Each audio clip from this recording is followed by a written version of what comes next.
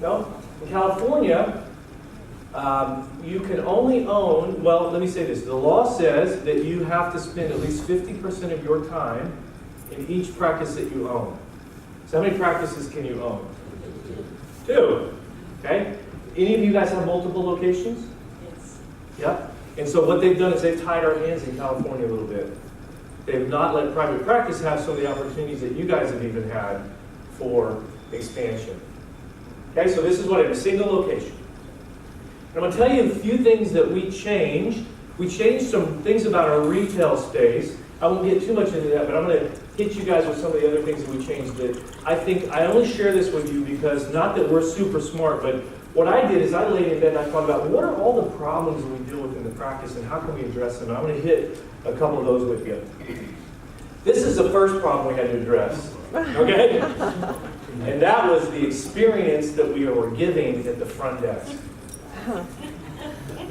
Think about that person at your front desk right now. How do you feel about it? What's that feeling? What's that emotion you just got right now? Was it good? Was it like, oh, she's awesome? Was it like, oh? Was it maybe a little empathy that she's overworked? Okay? This position right here, we abuse. We want you to answer the phone, make recalls. We want you to check authorizations. We want you to check people in. We want you to check people out. And you better be nice and smile. Right? That is a very hard task to do. And we recognize that. And so we decided to get rid of our front desk. And so we instead built a coffee bar. So when you come to the top of my stairs, right here, this is a concierge desk. And this is a really fancy, super automatic latte and cappuccino maker. And we pay somebody to sit there and do nothing but greet people.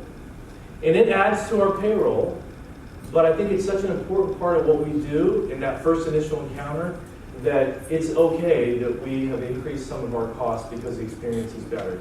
So we just got rid of this. Now there is a surface right there, but the purpose of that surface is simply to electronically check somebody in and let the technicians in the back know that the patient is there. There are no phones. That person does not schedule appointments. That person does not check authorizations. They do nothing but sit there. And there is some downtime. And so we have found a couple little sort of discrete administrative things that they can do that doesn't look like they're not a barista that we have them do. But for the most part, their sole responsibility is to sit there until somebody walks in and smile and greet them and ask them if they'd like a cup of coffee. And that changed our culture immediately. All the problems that were happening happened at our front desk. All the blow-ups over money, all the confusion over what my insurance covered, all the miscommunications over anything that occurred always happened at the front desk. And if you're a traditional setup in the office, then what that means is that other patients are watching and they're seeing that encounter. And we needed to fix that. This is just one example of some of our displays, and the only reason I show you guys this is I believe that the future of shopping is going to become interactive. And we have digital monitors tied to, you can see the backs of some of these here, tied to our key brands, and these are interactive for patients, and so they can tap and drill down and read the history of the brand and look at all the colors and all that kind of stuff. And I believe that the future of retail shopping is a very, very digital, interactive experience. Do you guys go over to Seco into the trade show?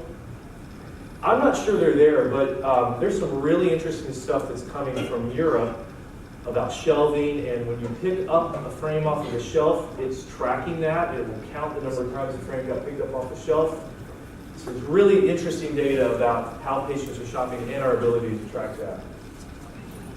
So if you don't have a front desk, then what do you do with all this stuff that has to happen at the front desk? I mean, there is some transactional things and there's some communication that has to happen. So our solution was to build what we call interview rooms. And so what happens is once the patient is checked in, the technician greets them and takes them into an interview room. And all of those touchy conversations about, no, Mrs. Jones, I'm sorry, not everything is free today. All that kind of stuff happens in the privacy of these little cubicles. And what that does is it makes it much more personal. And about 1/2 of the time, I'll see somebody walk out the door, and I ask my technician, what happened? She thought it was all free. And I think to myself, shoot, we lost an exam. But I also think, I sure am glad we didn't do all the work and then get them to the front desk and then have this blow up. Now we did all the work and the patient's upset and they leave.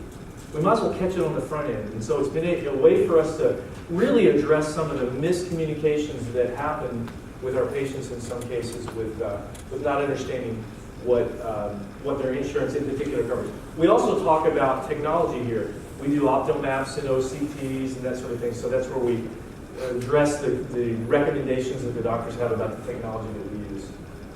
We made big investments in technology because it's all about throughput. It's all about your ability to be very efficient in the exam cycle. And if you're not using technology a lot, I really encourage you to. We try to do a wide field retina scan and an OCT screener on every patient. We charge a little extra for that on top of their basic exam. And our capture rate's about 75%, so about 3 out of 4 people will allow us to do that and pay out of pocket. So not only is it a great revenue generator, but when you get into the exam room, this is one of our typical exam rooms, this flat screen TV right here has all the data that we just acquired in the diagnostic suite up on the screen. So when I walk in or our doctors walk in, we see their wide field retina, we see their OCT of their macula. And if I refract and do a slit lamp exam, I'm kind of done. Like, what else do I need? And of course, we dilate when appropriate and when necessary. But the point is, we're using technology to really be quick. If I can be in and out of an exam in about 7 minutes, I'm pretty happy. Now, that may not be comfortable for everybody. I understand that. I'm not suggesting that you rush through an exam or do something that's uncomfortable to you. But for us to pay the overhead and make a living at this, we have to be very, very efficient. And we have to get through exams fairly quickly. This is, I'm just telling you this just because I always get this question. This is actually, you guys ever heard of Herman Miller furniture? This is Herman Miller furniture. This is called the Compass system, and you're going to see this in a lot of hospitals now. And it's really slick. It's all modular. You mount it to the wall. You don't have to build this stuff in. And huge tax benefits because you can depreciate it as it's a piece of furniture, as opposed to millwork, which actually gets built in and gets depreciated over a longer amount of time. So huge advantage there. The other thing we did is we moved everything that wasn't directly involved and related to patient care completely out of sight to a different wing in the building. So all the operations, my chief operating officer sits here. We've got some contact lens admin here. We have billing and coding here. This room right here is our call center, which handles all of the incoming, outgoing calls. So there are no phones anywhere in our retail space, and there are no phones in exam rooms. There are no phones anywhere where a patient can actually hear a phone ring.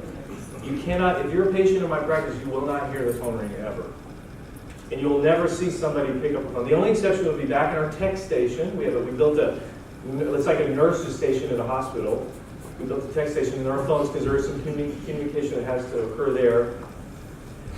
So you might hear a phone there, but otherwise you will not hear a phone ring. I'm a big believer in collaboration, and so we invested in some space to actually have a meeting. And this was something we weren't very good at before because we just didn't have the room to actually collaborate. And so I've invested in some square footage to say we need a place to sit down and strategize. So this is where I spend a lot of my time. This is actually my 75-year-old dad who makes our glasses. We invested in some lab equipment. He was a farmer and moved to California, had some health issues. We moved him and my mother to California.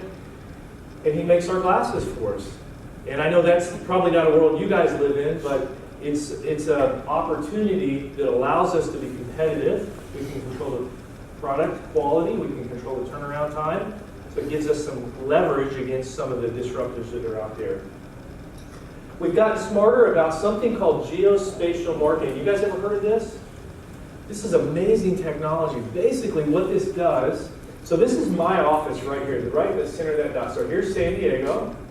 There's Coronado, if you guys know San Diego, there's downtown.